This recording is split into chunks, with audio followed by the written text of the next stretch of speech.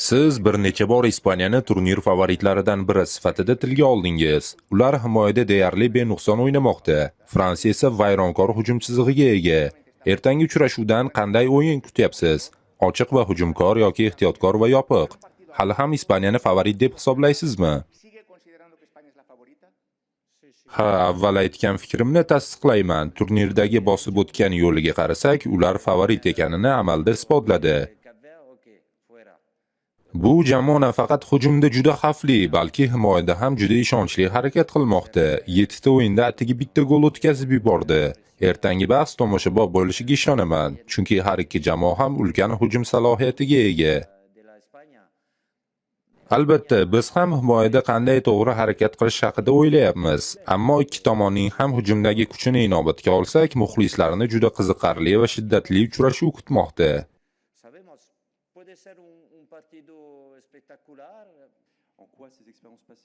Siz Fransiya terma jamoasi bilan turli musobaqalarda ko'plab yarim final bahslarini boshdan kechirgansiz. O'sha tajriba ertangi o'yinga tayyorgarlik ko'rishda sizga qanday yordam bermoqda?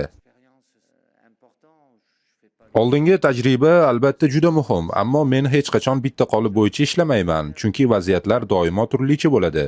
Raqib boshqa, futbolchilar guruhi boshqa. Bu yerda eng muhim so'z moslashuv. Men uchun eng qadrli jihat jamoamizning barqarorligi. Jahon chempionatida ketma-ket 3-marta yarim finalga chiqish bu juda yuqori natija. Tajriba menga muvaffaqiyatsizlikka olib borishi aniq bo'lgan xatolarni takrorlamaslikka yordam beradi.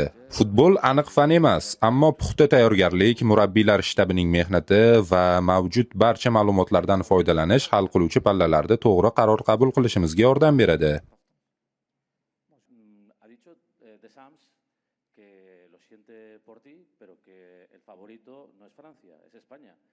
Didier Deschamps Ispaniyani favorit deb atadi. Siz bunga qanday qaraysiz? Fransiya ham, Ispaniya ham turnirni ajoyib o'tkazmoqda. Shunga qaramay, ko'pchilik Fransiyani favorit deb hisoblayapti. Ammo Deschamps bu maqomni sizlarga yuklayapti. Bu sizga yoqadimi?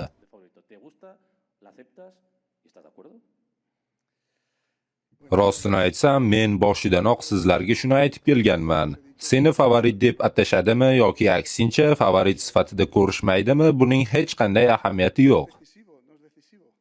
Kimdir buni bosimni boshqalarga yuklashga urinish deb baholayotgan bo'lsa, ishoning, buni chin dildan aytyapman. Men bunday fikrni umuman tushunmayman. Biz uchun haqiqiy bosim bu o'z oldimizdagi mas'uliyat, mamlakatimiz va xalqimiz oldidagi javobgarligimiz. Bundan ortiq hech narsa yo'q.